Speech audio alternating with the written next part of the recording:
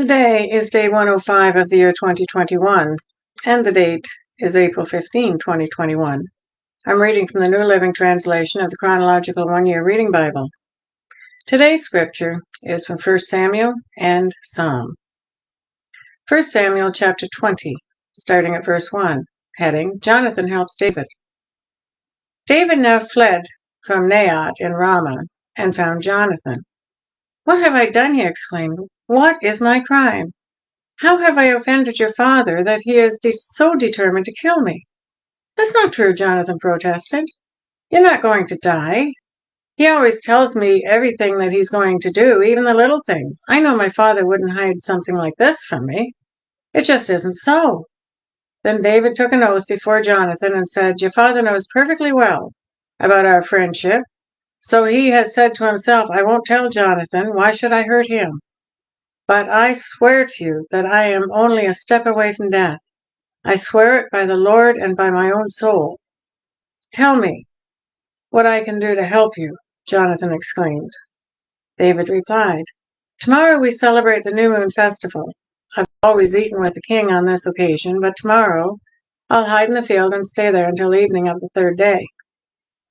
If your father asks where I am, tell him I asked permission to go home to Bethlehem for an annual family sacrifice. If he says fine, you will know all is well. But if he is angry and loses his temper, you will know that he is determined to kill me. Show me this loyalty as my sworn friend, for we have made a solemn pact before the Lord. Or kill me yourself if I have sinned against your father. But please don't betray me to him."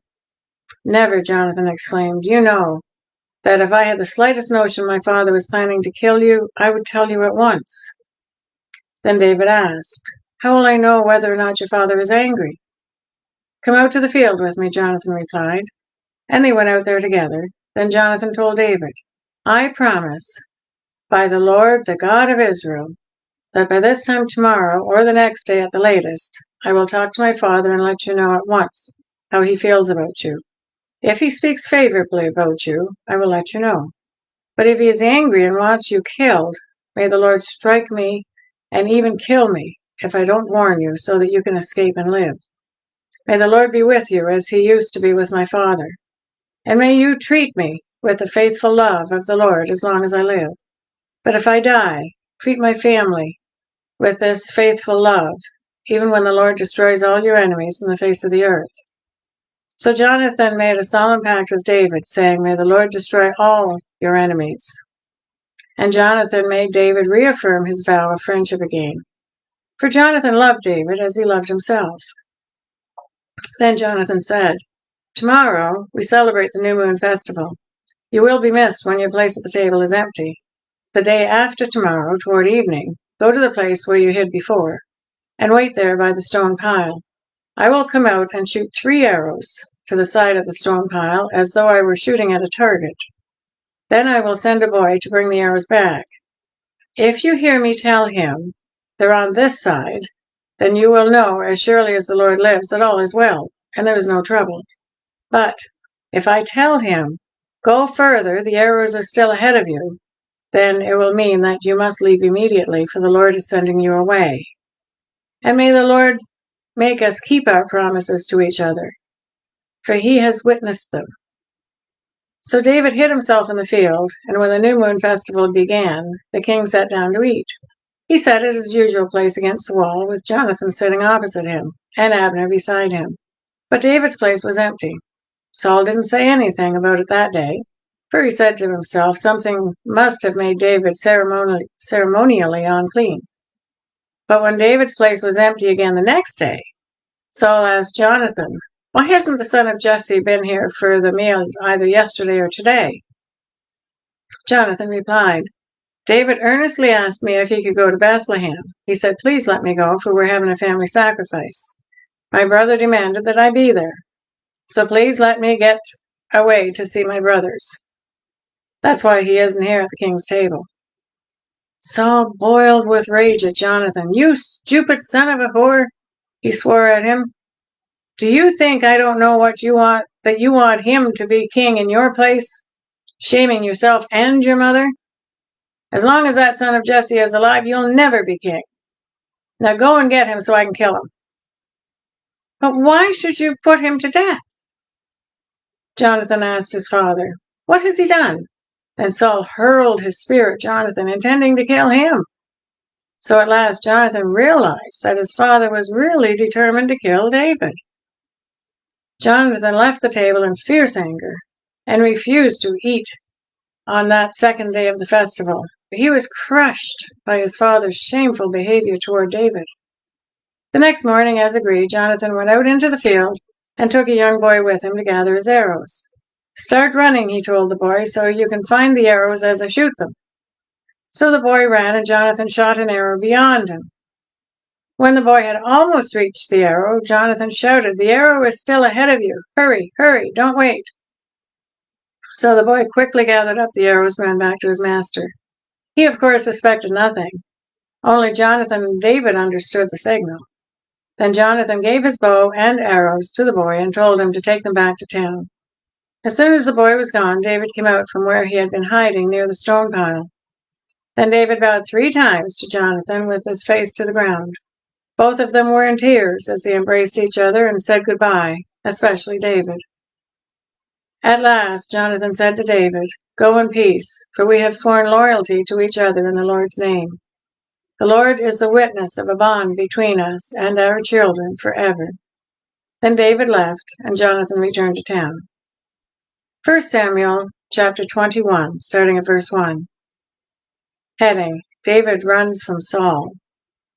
David went to the town of Nob to see Ahimelech, the priest. Ahimelech trembled when he saw him. "Why are you alone?" he asked.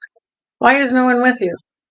"The king has sent me on a private matter," David said. "He told me not to tell anyone why I am here. I have told my men where to meet me later. Now, what is there to eat? Give me 5 loaves of bread or anything else that you have." "We don't have any regular bread," the priest replied, "but there is the holy bread, which you can have if your young men have not slept with any women recently." "Don't worry," David replied. "I never allow my men to be with women when we're on a campaign. And since they stay clean even on ordinary trips, how much more on this one?" Since there was no other food available, the priest gave him the holy bread, the bread of the presence that was placed before the Lord in the tabernacle. It had just been replaced that day with fresh bread. Now Doeg, the Edomite, Saul's chief herdsman, was there that day, having been detained before the Lord. David asked Ahimelech, "Do you have a spear or a sword?" "The king's business was so urgent, I didn't even have time to grab a weapon." "I only have the sword of Goliath, the Philistine, whom you killed in the valley of Elah," the priest replied. "It is wrapped in a cloth behind the ephod. Take that if you want it, for there is nothing else here." "There is nothing like it," David replied. "Give it to me." So David escaped from Saul and went to King Achish of Gath. But the officers of Achish were unhappy about his being there. "Isn't that David, the king of the land?" they asked. "Isn't he the one the people honor with dances, singing? Saul has killed his thousands, David his 10,000s. David heard these comments and was afraid of what King Achish of Gath might do to him.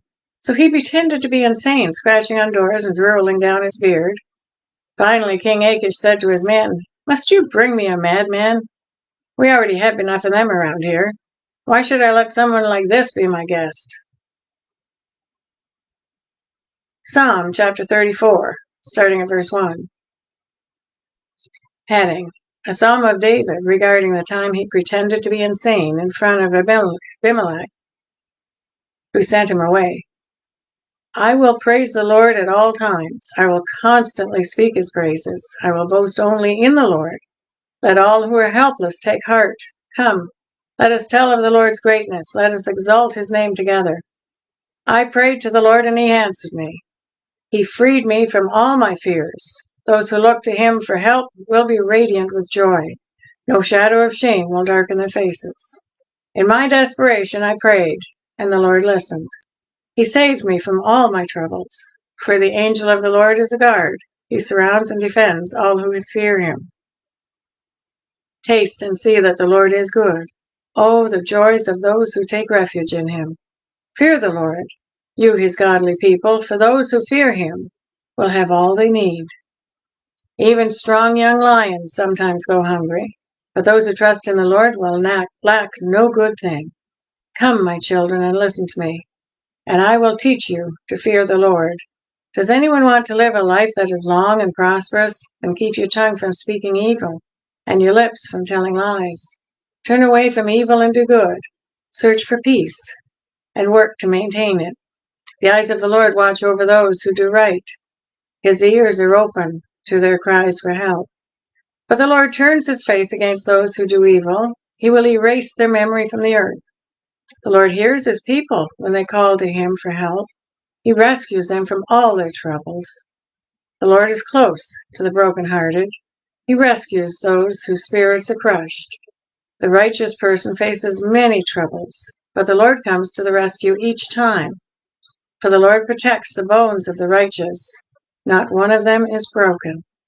Calamity will surely destroy the wicked, and those who hate righteous will be punished. But the Lord will redeem those who serve him. No one who takes refuge in him will be condemned. That is a reading for day 105. God bless each and every one of you, and may God be with you until we meet again.